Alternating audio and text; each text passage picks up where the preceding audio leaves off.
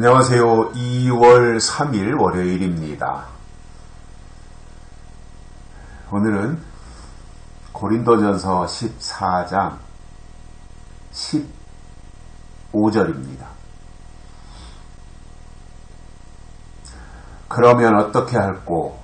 내가 영으로 기도하고 또 마음으로 기도하며 내가 영으로 찬미하고 또 마음으로 찬미하리라. 아멘. 15절의 내용이 뭐냐면 제가 14절을 설명하면서 만일 방언으로 기도하면 나의 영이 기도하거니와 나의 마음은 열매를 맺히지 못하리라 이 말씀을 드렸어요. 그리고 15절에서 내가 영으로 기도하고 또 마음으로 기도하고 내가 영으로 찬미하고 또 마음으로 찬미하고 이렇게 설명하고 있단 말이에요. 이게 무슨 내용이에요? 영으로, 즉 방언으로 기도하고 영으로 방언으로 기도할 뿐만 아니라 또 마음으로 기도한다. 즉 하나님을 향해서 방언으로 기도할 뿐만 아니라 하나님이 들으시는 방언으로 기도할 뿐만 아니라 사람이 들을 수 있도록 마음으로 기도한다라는 거예요. 그러니까 영으로 기도하고 육으로 기도하고 이게 같이 가야 됩니다. 차라리 방언을 안 하고 육신의 이 말로 자기 나라의 언어를 가지고 기도를 하든 찬양을 하든 설교를 하든 한다면 그것은 상관없는 거죠. 다 육신이 다 귀를 가지고 있다면 벙어리가 아닌 다음에는 다 들을 거 아니에요. 농화가 아닌 다음에는. 그렇기 때문에 방언을 안 하면 상관없어요. 방언을 안 하면 다 마음의 기도, 마음의 언어, 즉 육신의 기도, 육신의 언어를 하는 거잖아요. 그렇잖아요.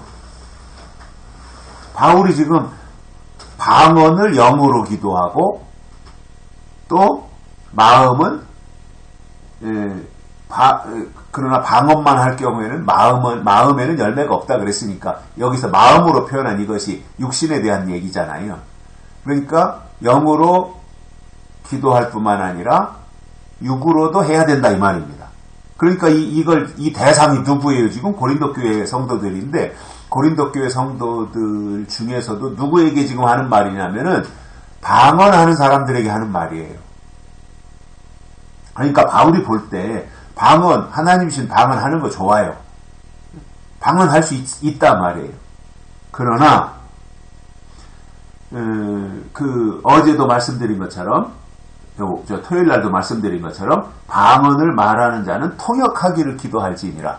통역에 대한 얘기를 강조한 거예요. 방언만 하면 된다 이것이 아니라 방언을 하는 사람은 통역하기를 기도하라. 그러니까 방언을 하는 사람들은 반드시 통역이 있어야 된다 그 말이잖아요. 즉 방언은 하나님께 하는 거니까 무슨 방언을 하든 상관없지만 그러나 사람들이 듣게 하기 위해서는 통역이 필요하다라는 거잖아요. 그러면서 오늘 말씀에서 하는 얘기가 영으로 기도하고 또 마음으로 기도하며 즉 방언으로 기도하고 또 통역으로 기도하고 이런 의미가 되는 거죠. 다시 말하면 영으로 기도할 뿐만 아니라 육의 소리로도 기도해야 된다는 겁니다. 그래서 이것에 대해서 바울이 15절에서 그러면 어떻게 할꼬? 이렇게 하는 거예요. 그러면 어떻게 해야 되겠느냐? 방언으로 기도하면 나의 영이 기도하거니와 나의 마음은 열매를 맺지 못하리라. 바울이 이렇게 말하고 나서 14절에서 15절에 와서는 그러면 어떻게 해야 되겠느냐라는 거죠. 그러면 어떻게 해야 되겠냐. 대안이 뭐냐라는 거예요. 대안이 중요한 거 아니겠어요? 문제를 지적했어요. 바울이. 그러면 문제만 지적하고 끝나면 뭐 하겠어요? 대안 제시가 돼야 되잖아요. 바울이 지금 대안을 제시하는 거예요. 그 대안을 어떻게 제시하는 거예요? 지금 바울이 그러면 어떻게 하겠느냐? 내가 영으로 기도하고 또 마음으로 기도하면 된다 이 말입니다. 여기서 영으로 기도한다는 것은 앞에 말씀들을 볼 때 이게 방언 기도를 말하는 거예요. 방언하는 거. 그래서 방언으로 기도하고 또 마음으로, 여기서 마음으로는 육신의 언어를 말하는 거죠. 육신의 언어. 그래서 방언을 안 하고 그냥 육신의 언어를 가지고 육신의 기도를 하면 아무 상관이 없는데, 방언으로 설교하지 아니하고 자기 나라 말로 육신의 언어로 설교하면 아무 문제가 되지 않는 거예요. 그런데 방언주의자들이 있다 보니 고린도 교회 안에도 방언을 해야 된다고 주장하는 그 무리들이 있다 보니까 바울이 그것 때문에 교회 안에 이런저런 다툼이 생기고 문제가 일어나고 하는 것들을 이제 교리적으로 정리를 시켜주는 거거든요. 그래서 계속해서 방언으로 기도하거나 방언으로 설교하거나 방언으로 말을 하려고 한다면 그것과 또 동일하게 육신의 언어로도 기도하건 찬양하건 설교하건 말하건 그렇게 하면 된다라는 겁니다. 해결책이 나온 거잖아요. 그렇게 하라는 거죠.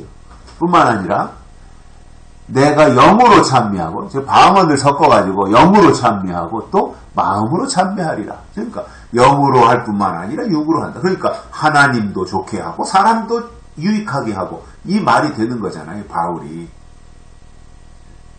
그러니까 이제 사람이 자칫 잘못하면 방언이 최고다 강조할 수 있어요. 방언 받은 사람들의 입장에서는 방언 이상 없다. 방언이 최고다. 그런데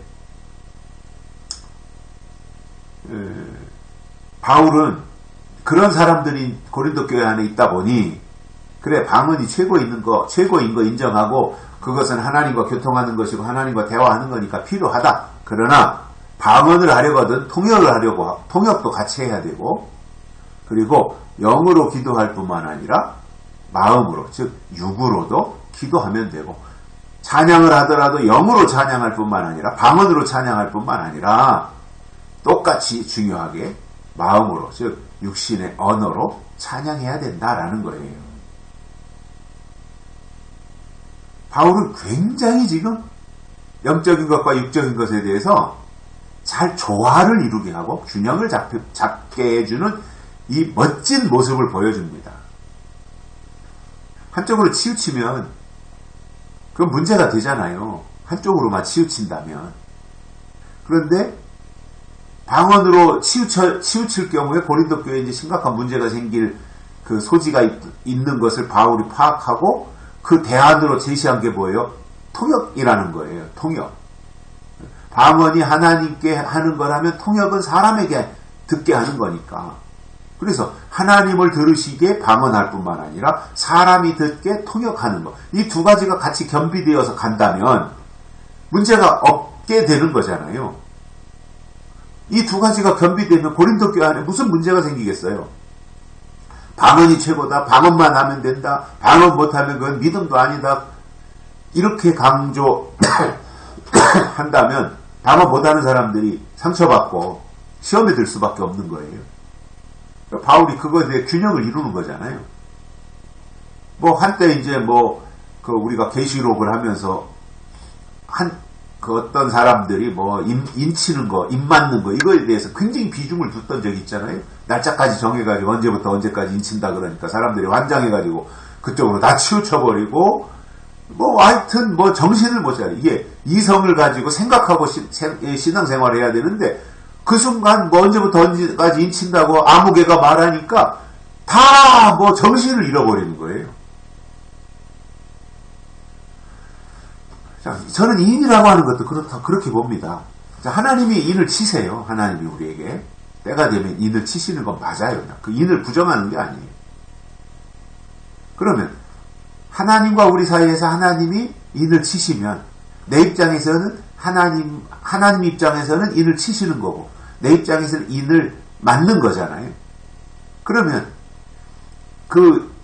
인을 맞은 자들이 인 맞은 자로서 또 하나님 인을 치신 자로서 그 다음에 행동, 즉 행실을 어떻게 해야 되느냐, 이건 굉장히 중요한 거거든요. 그런데 행실은 전혀 신경도 쓰지 않고 나는 입 맞았다, 입만 맞으면 된다, 나는 14만 4천 반열에 들어가니까 이런 식으로 착각을 하고 나간다면 그것은 영적인 것과 육적인 것의 균형이 무너지는 거, 결국은 붕괴될 수밖에 없다라는 겁니다. 그래서 바울이 그거에 대한 균형과 조화를 이루도록 해주고 있는 것입니다. 여기까지 하겠습니다. 고맙습니다.